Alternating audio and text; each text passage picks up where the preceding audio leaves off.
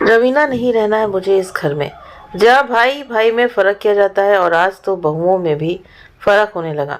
तुम जल्दी से अपना सामान बांधो, हम आज अभी और इसी वक्त इस घर को छोड़कर जा रहे हैं।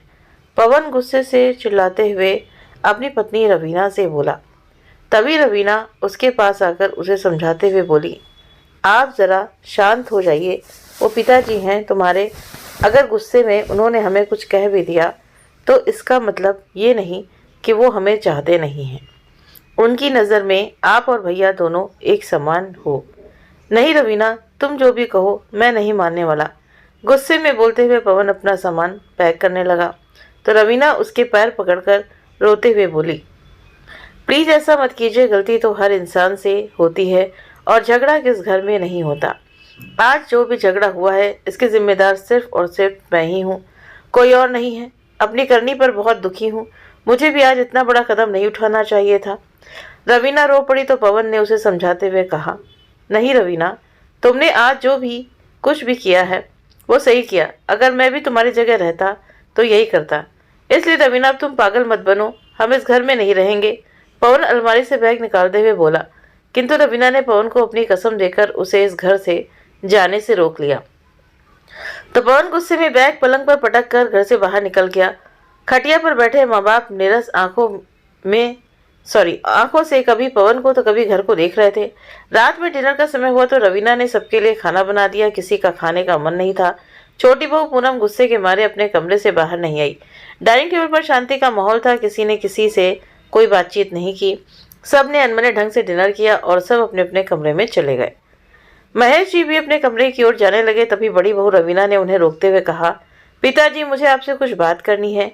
हाँ बोलो, महेश जी ने तेज स्वर में कहा। पिताजी, आज जो कुछ हुआ उसके लिए मुझे माफ़ कर दीजिए, रवीना ने कहा। तो महेश जी ने रवीना की बात का कोई जवाब नहीं दिया और चुपचाप अपने कमरे में चले गए। रवीना ने अपनी सास शारदा जी से भी बात करने की कोशिश की, लेकिन शारदा जी भी कुछ ना बोली, वो तो अपने कमरे में चली गईं। रवीना को आज अपने घर की दुर्दशा देखकर बहुत दुख हो रहा था। अपने घर में कभी इस तरह का मनमुटाव नहीं हुआ और आज बात यहाँ तक पहुँच गई कि घर के सदस्य आपस में बात नहीं कर रहे हैं। ये सब सोचते हुए रात के 10 बज गए, 11 बज गए। 11 बजे रवीना के भाई का फ़ोन आया कि मम्मी की तबीयत खराब है और वो तुम्हें यहाँ मायके बुला रही हैं। रवीना ने कहा, ठीक है भैया, आप मुझे कल लेने आ जाना, बोलकर उसने फ़ोन काट दिया और अपने पति पवन से बात की तो पवन ने भी मायके जाने के लिए हाँ कर दी। पवन के सोने के बाद रवीना ने एक खत लिखा कि आज ना चाहते हुए भी उसने पिताजी का बहुत दिल दुखाया है। शायद इस खत को पढ़कर पिताजी उसकी भावनाओं को समझें और उस खत को रात के समय चुपके से अपने ससुर महेश जी की डायरी में रख दिया, क्योंकि वो जानती थी कि पिताजी की डायरी लिखने की आदत है और वो रोज की तरह जब डायरी लिखेंगे तो एक खत देखकर जरूर पढ़ेंगे। खत रखकर वो अपने कमरे में जाकर सो गई। सुबह रवीना ने जल्दी उठकर सारा काम निपटा दिया। तब तक रवीना का भाई विकास भी आ गया। विकास को देखकर महेश जी और शारदा जी चौंक गए तो विकास ने उनके चरण स्पर्श करते हुए कहा कि मम्मी की तबीयत खराब है और उनकी इच्छा दीदी से मिलने की थी, इसलिए दीदी को ले जाने के लिए आया हूँ। तब तक रवीना भी तैयार होकर बाहर आ गई और अपने सास ससुर और पति से विदा लेकर अपने भाई के साथ मायके के लिए रवाना हो गई। रवीना के जाने के बाद सासू माँ ने घर की कमान अपने हाथ में ली। पूरा काम छूट जाने के कारण वो फुर्ती से काम नहीं कर पा रही थी और छोटी बहू पूनम को तो वैसे ही किसी से कोई मतलब नहीं था। मन में आया तो काम किया, नहीं तो नहीं करती। वैसे भी घर में क्या हो रहा है उसे कोई मतलब नहीं था। झगड़े के बाद से तो किसी से बातचीत ना करना, ना ही बोलना, चुपचाप अपना काम करना और अपने कमरे में चले जाना। अब पूनम ने आदत बना ली थी कि रात के समय सब डिनर कर अपने कमरे में चले गए। महेश जी भी खाना खाने के बाद अपनी आदत के अनुसार डायरी लिखने के लिए उन्होंने जैसे ही डायरी खोली तो उसमें एक खत पड़ा था। महेश जी ने वो खत खोला और खत की लिखावट देखकर समझ गए कि खत रवीना ने माफ़ी मांगने के लिए लिखा होगा। लेकिन गुस्से में आकर महेश जी ने उस खत को वापस रख डायरी बंद कर दी और आज बिना डायरी लिखे ही सो गए। यही सिलसिला लगातार 2 रात तक चलता रहा। तीसरी रात में महेश जी ने डायरी नहीं लिखी और अपने बिस्तर पर लेटे रहे, किंतु आंखों से नींद कोसों दूर थी। उनसे अब रहा नहीं गया। उन्होंने डायरी खोली तो पहले ही पेज पर लिखा था, पूज्य पिताजी, चरण स्पर्श। मैं जानती हूँ पिताजी कि मेरे द्वारा बोले गए कटु शब्दों से आपको बहुत बुरा लगा है और आपसे माफ़ी मांगने की हिम्मत भी नहीं जुटा पा रही हूँ। मैंने अपने माता पिता रूपी सास ससुर का सच में बहुत दिल दुखाया है, मुझे क्षमा करें। मैं जानती हूँ कि ये खत पढ़कर आपकी आंखों में आंसू आ गए होंगे, लेकिन मेरा उद्देश्य आपकी आंखों में आंसू लाना नहीं, अभी तो अपनी भावनाओं से अवगत कराना है। पिताजी, हमारा परिवार कितना हंसता खेलता खुशहाल परिवार था, लेकिन आज पता नहीं किसकी बुरी नज़र लग गई हमारे परिवार को। घर में आज जो कुछ भी हुआ उसकी जिम्मेदार मैं हूँ। पिताजी, गलती मेरी भी है, मुझे पूनम पर हाथ नहीं उठाना चाहिए था। मैं जानती हूँ मुझसे गलती हुई है, लेकिन पिताजी आपने ये जानने की कोशिश क्यों नहीं की कि मैंने ये कदम क्यों उठाया है? इतना बड़ा कदम उठाने के पीछे भी कोई ना कोई वजह तो ज़रूर होगी। आप ही बताइए, क्या मैंने कभी ऐसा उदाहरण व्यवहार पहले कभी किया है? क्या मेरी शादी के बाद अपने घर में कभी झगड़ा या किसी बात को लेकर बहस हुई थी या नहीं? ना, बिल्कुल नहीं। बात तो तुमने बिल्कुल सही कही बहू, तुम तो घर में अन्नपूर्णा लक्ष्मी सरस्वती बनकर आई थी। महेश जी खत पढ़ना छोड़कर बीच में ही बोल पड़े और अपनी चेयर पर बैठे बैठे सोचने लगे कि रवीना के आने के बाद तो हमारा परिवार कितना खुशहाल हो गया था। पुरानी बातें याद आते ही महेश जी की आंखों से आंसू लुढ़क गए। फिर अपने आंसू को पोंछकर खत को आगे पढ़ने लगे। तभी पीछे से शारदा जी ने कंधे पर हाथ रखते हुए कहा, आपकी आंख में आंसू? तो महेश जी ने आंसू पोंछते हुए कहा, नहीं शारदा, क्या मैं वाकई में गलत हूँ? हमारे घर में जो कलह हुई, क्या इसमें मेरी भी गलती है? बिना झगड़े की वजह जाने मुझे बात का बतंगड़ नहीं बनाना चाहिए था। कहते हुए महेश जी की आंखों से फिर से आंसू बहने लगे। तो शारदा जी महेश को चुप कराते हुए बोली, जो कुछ भी हुआ इसमें गलती किसी की नहीं, सिर्फ और सिर्फ हालात की है। कौन माता पिता अपने बच्चों का बुरा चाहता है? तभी महेश जी ने खत को आगे पढ़ना शुरू किया। पिताजी, पूनम ने बहुत बड़ी गलती कर दी। उसने जो व्यवहार किया उसके लिए मैं उसे कभी माफ़ नहीं करूँगी। उस दिन पूनम के हाथ में दूध भरा गिलास था और प्राची का गलती से पूनम को धक्का लग गया। तभी पूनम ने प्राची पर हाथ उठाया। प्राची रोती रही। पूनम का इतने से भी जी नहीं भरा। गुस्से में आकर उसने प्राची पर तेज कसा और बोली, तू तो लंगड़ी के साथ अंधी भी निकली। तभी पीछे से रमेश भैया जी बोले, इस गिलास की भरपाई कौन तेरा बाप करेगा? पिताजी, पूनम को पराए घर से आई थी, लेकिन भैया तो अपने ही घर के हैं। उनके मुंह से इस तरह के शब्द सुनकर मुझे बहुत दुख हुआ, इसीलिए मैं रमेश भैया पर चिल्लाई। तभी पूनम बोली, आपकी हिम्मत कैसे हुई मेरे पति पर चिल्लाने की? पहले आप अपने निकम्मे निठल्ले पति को संभालिए जो हमारे मुफ्त के टुकड़ों पर पलते हैं। मुझसे मेरे पति की बेइज्जती बर्दाश्त नहीं और मैंने पूनम को झन्नाटेदार चाटा रसीद कर दिया। तभी उसी समय आपका आना हुआ और आप कुछ सुने बिना ही भड़क गए। ये सब पवन से भी देखा नहीं गया, इसलिए वो आप पर भड़क गए। मैंने बाद में आपसे और माजी से बात करने की कोशिश भी की, लेकिन आपने मेरी एक ना सुनी, इसलिए मजबूरन मुझे एक खत लिखना पड़ा। महेश जी और शारदा जी सोचने लगे कि पूनम और रमेश के व्यवहार से आहत होकर ही बहू ने धैर्य खो दिया और ये झगड़ा इतना बढ़ गया। शारदा जी बोली, हमारी रवीना बहुत समझदार मिलनसार है। रमेश और रवीना में भी कितनी बनती थी। पहले दोनों देवर भौजाई कम, दोस्त ज़्यादा थे, लेकिन आज एक दूसरे से बात तक नहीं करते और इसका कारण पूनम ही है, क्योंकि पूनम समूचे स्वभाव की है। उसे रमेश का किसी से भी ज़्यादा बात करना बिल्कुल पसंद नहीं है। उसने ही रमेश को भड़का दिया होगा। पता नहीं किस मनहूस घड़ी में हम इस पूनम को ब्याह कर लाए थे, जो किसी के भड़काने पर भड़क जाती है। किसी ने कुछ कह दिया तो उसे सच मान लेती है। शारदा जी ने कहा तो महेश जी बोले, चाहे कुछ भी कहो शारदा, पहले हमारी दोनों बहुएं सगी बहनें जैसी ही रहती थी, अब पता नहीं क्या हो गया। तो शारदा जी ने कहा, ए जी, जब से पवन का एक्सीडेंट हुआ है तब से रमेश के कंधे पर घर की जिम्मेदारी आ गई और तभी से दोनों में अचानक से आपस में बातचीत बंद हो गई। जो रवीना से पूछा तो उसने कहा, कुछ नहीं माँ जी, सब ठीक हो जाएगा। उसने कुछ नहीं बताया। उसी प्रकार जब पूनम से पूछा तो वो बोली, आपकी चहेती बहू से जाकर पूछो, उनसे तो लगता है शायद छोटी बहू रवीना को ताना मारती होगी, इसलिए दोनों में बातचीत बंद हो गई। अब चुप करो शारदा, मुझे आगे खत पढ़ने दो, महेश जी चिढ़ते हुए बोले और फिर आगे खत पढ़ने लगे। पिताजी, आप तो जानते हैं कि बच्चे कितने कोमल हृदय के होते हैं और हमारी प्राची का उस हादसे के बाद से आत्मविश्वास कितना डगमगा गया है। बड़ी मुश्किल से प्राची को उस सदमे से बाहर निकाल पाई हूँ। सबने कभी प्राची को ये एहसास नहीं दिलाया कि वो समान बच्चों की तरह चल नहीं सकती है, लेकिन पूनम ने तो उस दिन प्राची को पैरों के साथ साथ दिल से भी आहत करने वाले शब्द कहे। पूनम आए दिन मुझे ताना मारती थी और मैं सह भी रही थी, लेकिन आज बात मेरी बेटी और पति की है। आप उन दोनों की मनस्थिति समझते हैं। पिताजी, जरा सी बात पर वो अपना आत्मविश्वास खो देते हैं। हमारा पूरा परिवार अच्छे से समझता है कि वो दोनों किस परिस्थिति से गुजर रहे हैं। हमें तो उनका हौसला बढ़ाना चाहिए, लेकिन पूनम और देवर जी ने तो उन दोनों का आत्मविश्वास ही हिला कर रख दिया। कोई अपने वही बच्चों को ऐसे ताने देता है? भला अगर हम बच्चों का उत्साह नहीं बढ़ा सकते तो कम से कम उनके मन में हीन भावना में भाव ही न डालें। पिताजी, आप तो हमेशा अच्छा ही फैसला करते हैं, तो उस समय आपने बिना सच्चाई जाने सारा दोषारोपण मुझे ही दे दिया। बल्कि पिताजी, आपको तो पूरा किस्सा नहीं मालूम था और मैं आपको बताना चाह रही थी, लेकिन आपने मुझे कुछ बोलने का मौका ही नहीं दिया। तभी बीच में ही रुककर महेश जी बोले, बात तो सही है। जिस वक्त घर में लड़ाई हुई उस वक्त मुझे भी ये पता नहीं था कि घर में झगड़ा किस बात का चल रहा है, और ना ही मैंने जानने की कोशिश की। तभी शारदा जी बोली, अगर आपको झगड़े की वजह ही नहीं मालूम थी तो आपने बीच में दखलंदाजी क्यों की? मैं भी उस वक्त घर में नहीं थी, मैं मंदिर गई थी। जब घर आई तो देखा आप गुस्से में थे और मैं आपके गुस्से को शांत करने की कोशिश कर रही थी। तभी महेश जी बोले, शारदा, मुझे गुस्सा इस बात का आया कि रवीना ने पूनम पर हाथ उठाया और हमारे घर में किसी भी प्रकार की हिंसा हो, ये मुझे बिल्कुल पसंद नहीं है। इसलिए मैंने रवीना पर चिल्ला दिया, लेकिन पवन बीच में आकर मुझे ही कहने लगा कि आप हम दोनों भाइयों में फ़र्क करते हैं। तो रवीना बीच में बोल पड़ी, पिताजी, पवन जी बिल्कुल सही कह रहे हैं।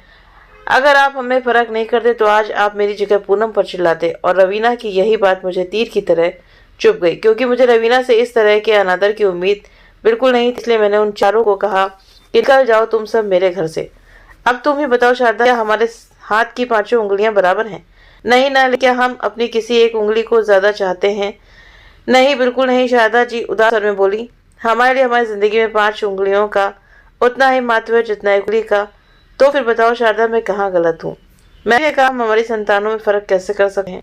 मैं भी मेरे दोनों बच्चों और बहुओं को बहुत चाहता हूँ, उनके बिना मैं भी नहीं रह सकता। लेकिन मैं बुढ़ा बुजुर्ग पिता हूँ, मैं क्या करूँ तुम बताओ शारदा, मेरे लिए तो सब बराबर हैं। मैं अपने सब बच्चों में पक्षपात क्यों करूँगा?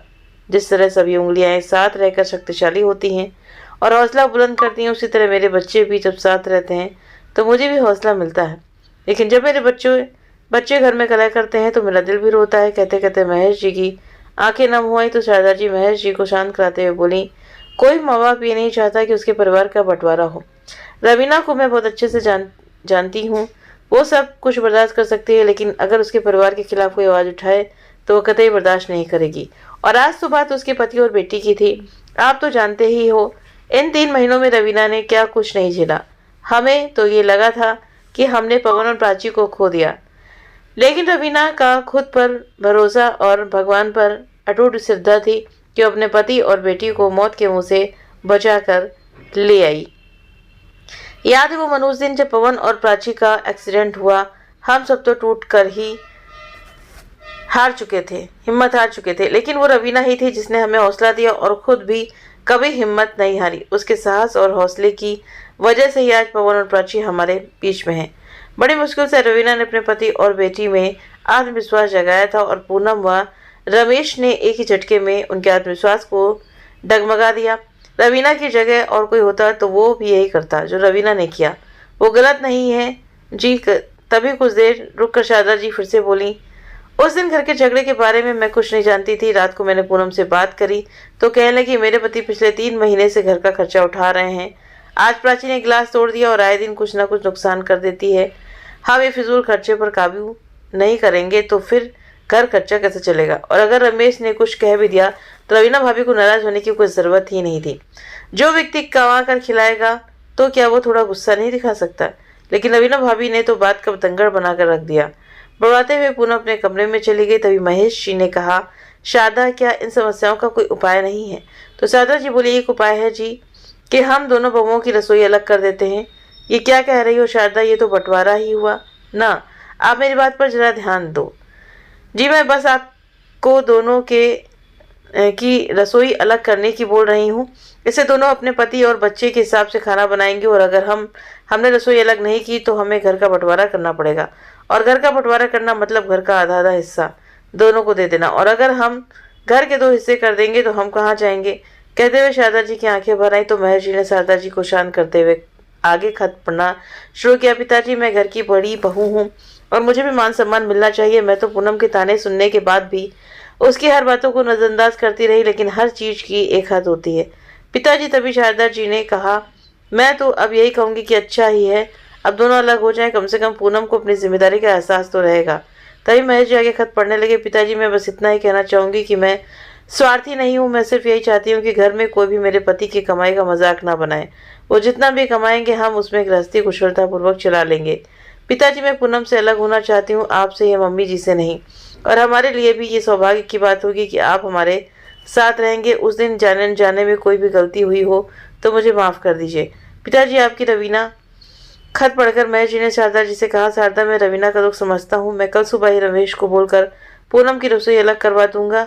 हाँ जी, ये सही रहेगा। वैसे पूनम दिल की इतनी भी बुरी नहीं है, लेकिन पूरे दिन वो फ़ोन पर बातें करती रहती है। हो सकता है उसकी माँ उसे सिखाती हो कि घर में झगड़ा करोगी तो सब घर वाले अपने आप ही तुझे अलग कर देंगे और तेरे पति की कमाई बच जाएगी। वही पूनम पूनम का घर बसाने नहीं दे रही हैं।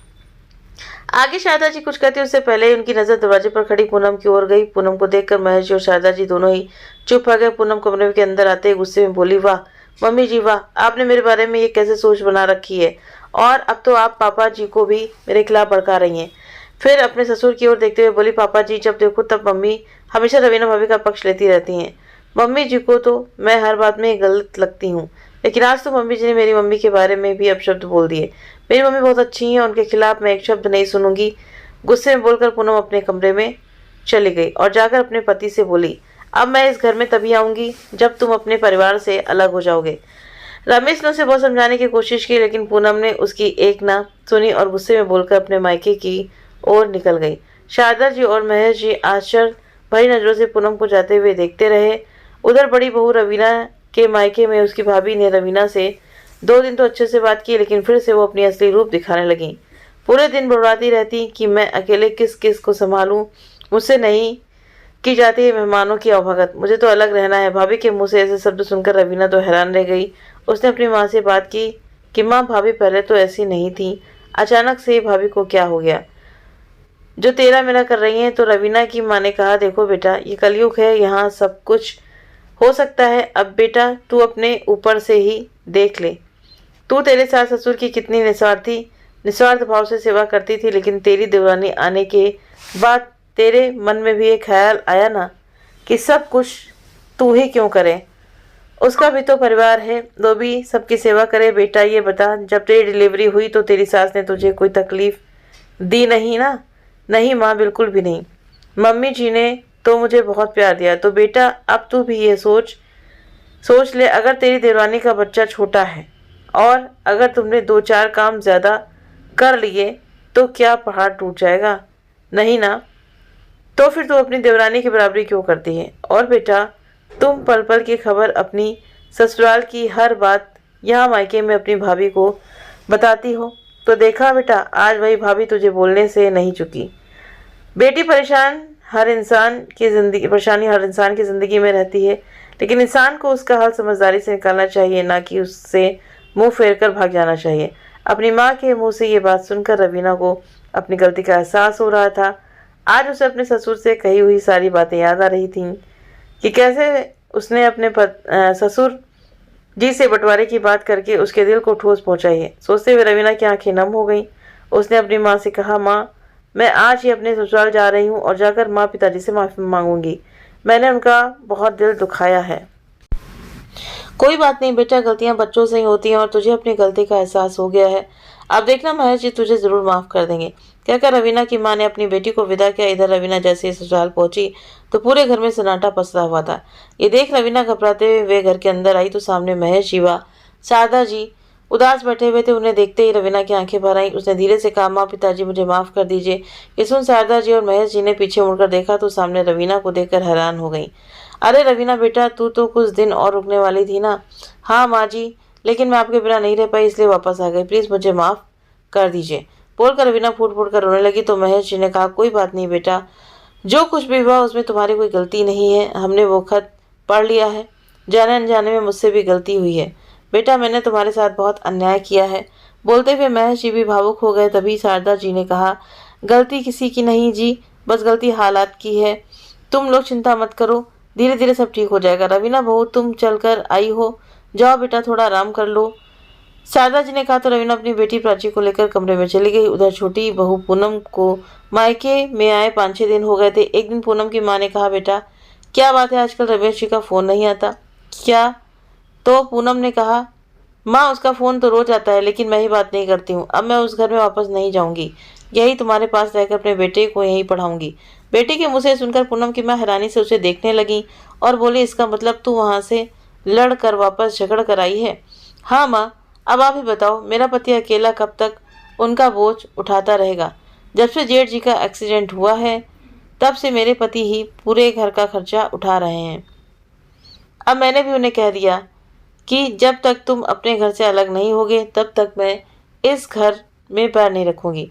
पूनम ने मुंह बनाते हुए कहा तो उसकी माँ बोली, देख बेटा, तुम्हारे जेठ का एक्सीडेंट नहीं हुआ था, उससे पहले तो वो रमेश जी से ज़्यादा कमाते थे, लेकिन अब उनकी भी मजबूरी समझ बेटा। और फिर तेरे ससुर की भी तो पेंशन आती है, वो भी तो घर खर्च उठाते हैं। और फिर अगर मुसीबत के समय हम एक दूसरे का साथ नहीं देंगे तो फिर परिवार में एकता कैसे रहेगी। देख बेटा, तुझे अगर मदद की ज़रूरत हो तो तेरी मदद ज़रूर करूँगी, पर तुम अब सीधे अपने ससुराल चली जाओ। माँ ने उसे आदेश दिया तो पूनम आश्चर्यचकित रह गई और गुस्से में बोली, अगर तुम्हें मेरी परवाह नहीं थी तो फिर तुम फ़ोन पर मेरी बात क्यों सुनती थी। देख बेटा, मैं तेरी बात इसलिए सुनती थी कि तेरे मन में कोई बोझ न रहे, लेकिन मुझे नहीं पता था कि तेरे मन में अपने ससुराल के प्रति इतना जहर भर गया है। और एक बात बेटी, मैंने तो तुझे कभी नहीं कहा कि तुम अपने ससुराल वालों के साथ बुरा व्यवहार करो या अलग हो जाओ। ये तेरी अपनी सोच है और मैं अच्छी तरीके से जानती हूँ कि तू किसी का कहना नहीं मानती। देख, मैं अभी भी तुझे सलाह देना चाहूँगी कि अभी वक्त है बेटा, अपने घर को टूटने से बचा लो, वरना अगर तुम्हारे पिताजी और भैया को पता चल गया कि तुम माँ से लड़ झगड़ कर आई हो तो तुम्हें घर से निकाल देंगे। माँ की बात सुनकर पूनम की आंखें भर आईं।